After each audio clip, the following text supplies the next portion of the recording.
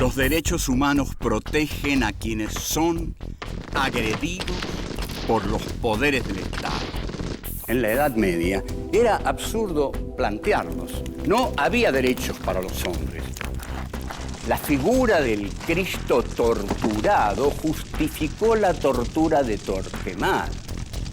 Todo régimen autoritario reprime desde un absoluto.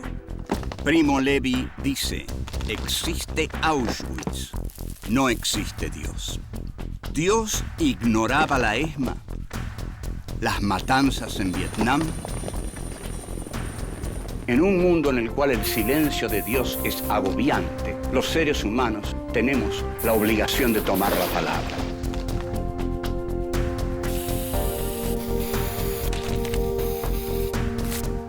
Filosofía aquí y ahora 5. Filosofía y derechos humanos. Encuentro 11. Terrorismo de Estado en la Argentina. 1. El proyecto económico. 2. La teoría de los dos demonios. 3. Los indiferentes y los tímidos. 4. Estado y justicia. Los delitos de lesa humanidad. 1. El proyecto económico.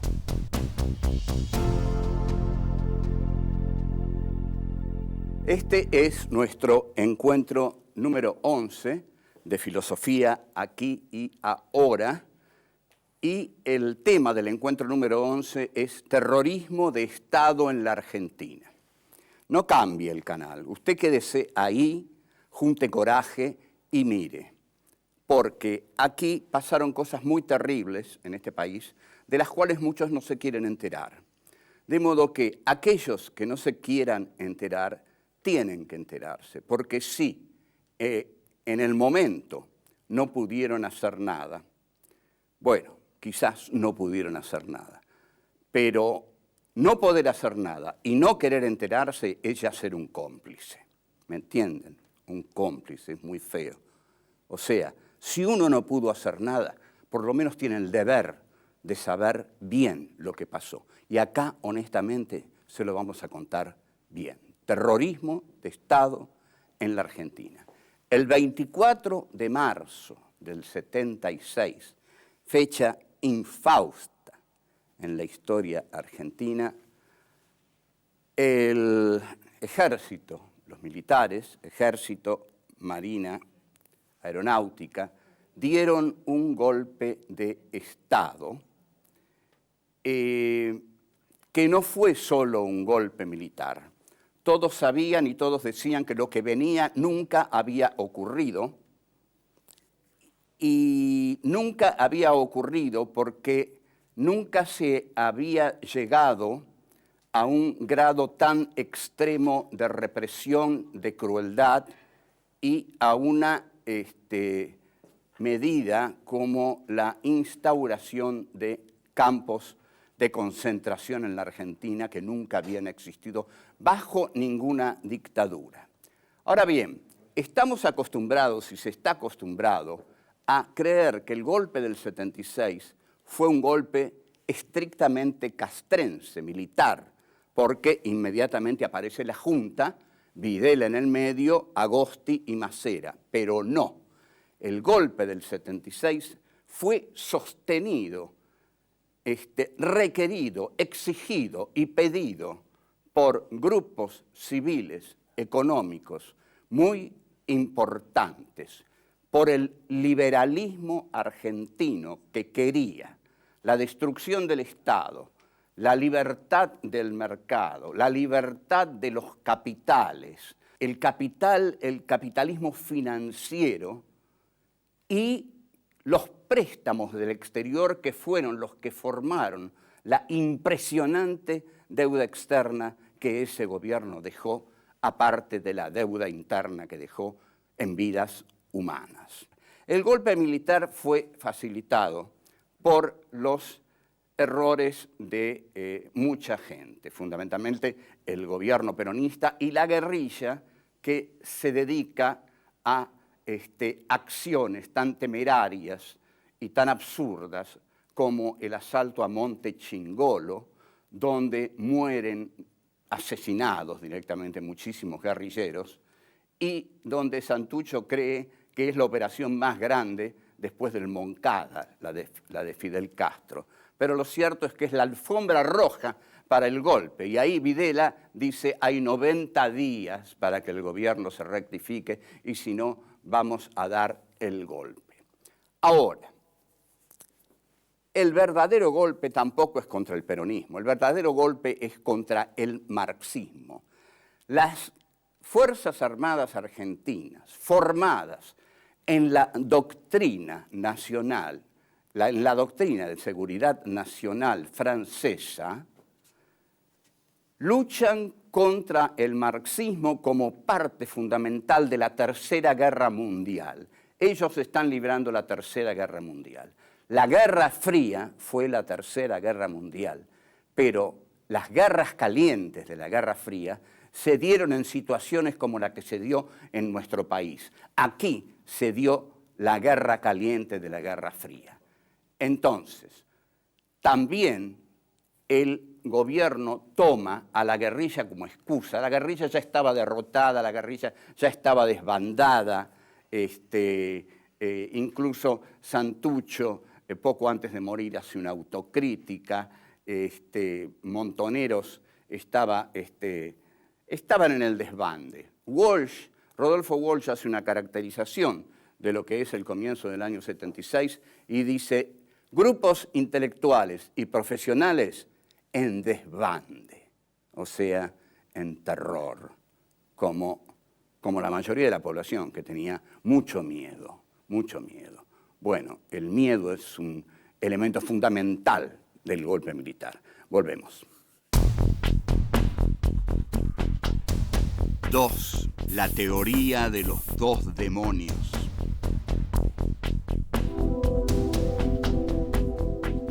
La subversión estaba derrotada en 1976, de modo que fue una excusa. La lucha contra la guerrilla fue una excusa para imponer el plan económico y para liquidar a todos los sectores políticos del centro a la izquierda.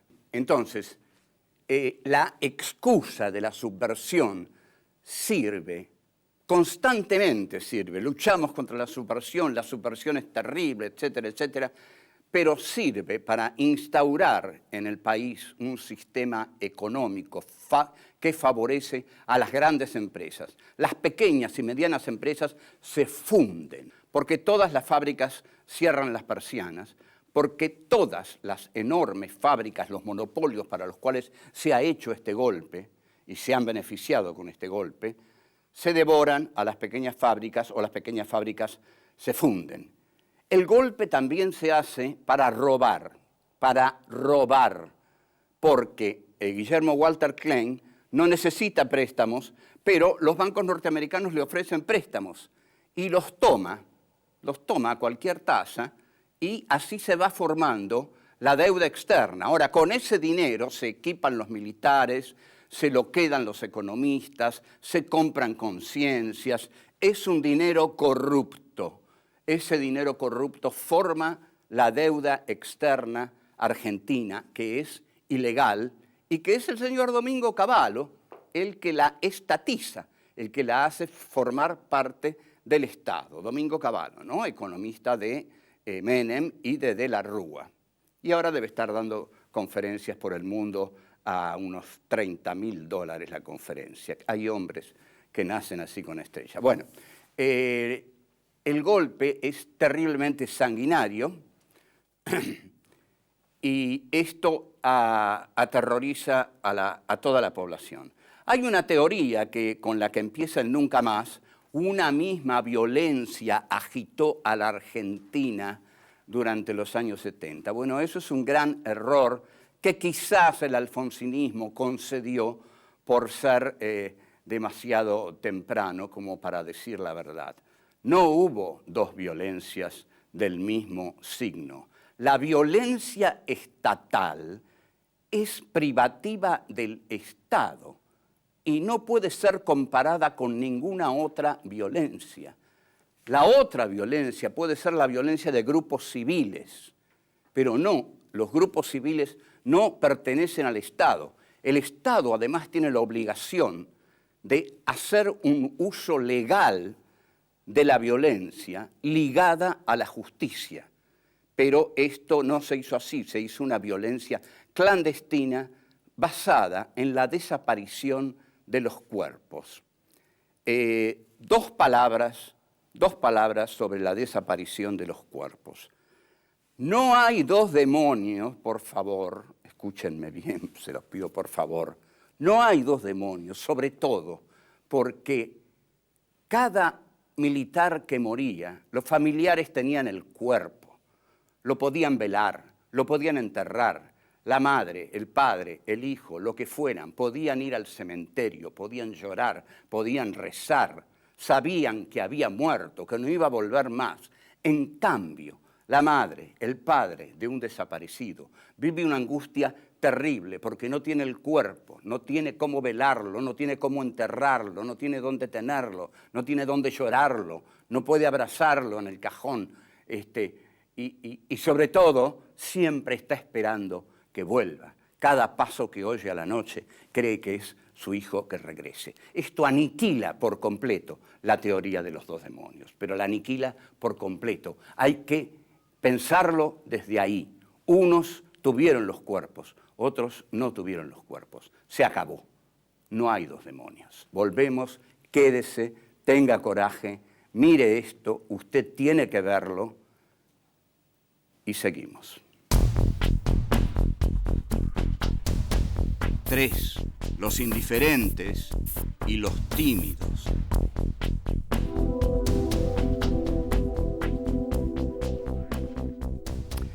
La represión no estaba al servicio de liquidar la guerrilla. Por supuesto, los grupos guerrilleros que insistían en pequeñas acciones sin trascendencia eran detenidos, llevados a la ESMA, aniquilados, torturados para obtener confesiones. Pero la represión se hizo y el golpe se dio para imponer el plan neoliberal de José Alfredo Martínez de Hoz, que era presidente de Asindar, una empresa poderosa, renuncia a Asindar y se adueña del Ministerio de Economía. Martínez de Hoz, del largo linaje de los Martínez de Hoz, desde los poseedores de la tierra hasta Joe, con sus enormes orejas y su complicidad perversa con el régimen. Entonces, volvemos.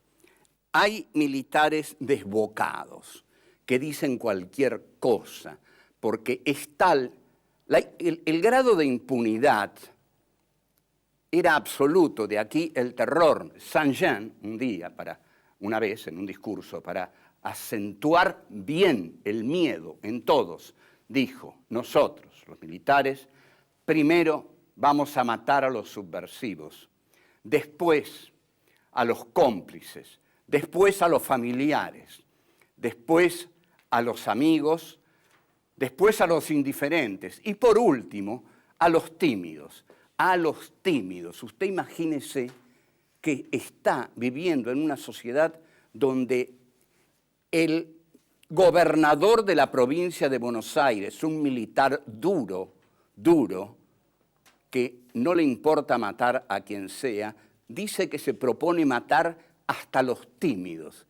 Y usted no solo es tímido, quiere ser indiferente, quiere pasar inadvertido. No.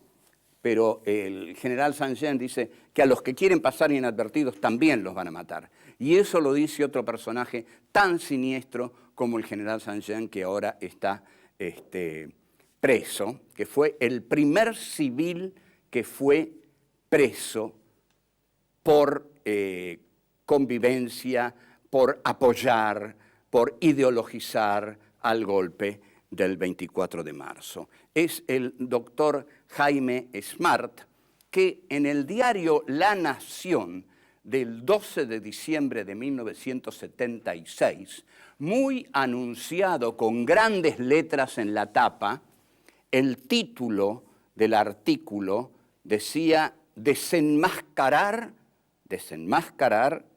a quienes armaron la subversión. A ver, pensemos, ¿quiénes creen ustedes que habrán armado la subversión? Quizás las armas que venían de la Unión Soviética, quizás las que venían de China, de Cuba. No. ¿Saben quiénes armaron a la subversión? Los profesores de todos los niveles de la enseñanza. ¿Por qué? Se equivocan cuando limitan la subversión solamente a aquellos que caen abatidos por las Fuerzas Armadas. No puede decir otra cosa. La muerte la tiene tan en la cabeza que en lugar de decir a aquellos que caen, aquellos que son detenidos por subversivos. No, dice aquellos que son abatidos por las Fuerzas Armadas, aquellos que son muertos, por supuesto. Entonces dice, el gobierno de la provincia de Buenos Aires sabe que el origen de la subversión es ideológico. Y aquí es donde empiezan a pagar la cuestión los profesionales, los maestros, los profesores, los académicos. Entonces, con cinismo total, el doctor Smart dice, ahora esos que armaron la subversión quieren pasar desapercibidos, como diciendo, los vamos a agarrar, no van a pasar desapercibidos, señores profesores. Y en efecto, en Bahía Blanca se hace una caza de brujas impresionante, comandada por el general Agdel Vilas y el diario La Nueva Provincia, que colabora con la Armada en una caza de brujas que costó la vida de muchos profesores que no habían hecho otra cosa que poner en sus bibliografías un libro de Paulo Freire o de Marx. Solo eso. Por eso los fusilaron. Seguimos. 4. Estado y justicia. Los delitos de lesa humanidad. Todo esto se pudo haber hecho de otra forma, sin campos de concentración, sin torturas, sin hacer desaparecer a la gente, sin tirar a seres humanos vivos desde los aviones al Río de la Plata. Se pudo haber hecho con la justicia, como se hizo en Italia con las Brigadas Rojas. Pero en el film de Marie-Monique Robin, Escuadrones de la Muerte, aparece el general Díaz Besone, un convencido de la tortura y de la muerte, y dice, pero imagínese, le dice, cómo nosotros íbamos a fusilar públicamente a 8.000 personas, porque fueron 8.000 nada más, dice, ¿no? De todos modos, ustedes saben que las cifras no importan. Las madres dicen 30.000, yo le creo a las madres. Pero digamos 20.000, 10.000, 15.000, ¿qué quieren? ¿Que negociemos las cifras? Pongamos un muerto acá. ¿Y?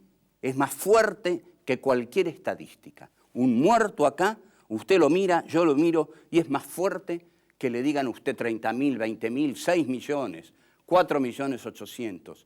Porque, como dice Todorov, un muerto es una desgracia, 20.000 muertos es una estadística, lo cual es muy distinto. Entonces, no se aplicaron los derechos humanos. El Estado tiene el derecho, la necesidad, el imperativo de aplicar la justicia. Para eso es el Estado. El Estado no puede ser una banda, si no, no es un Estado, es una banda.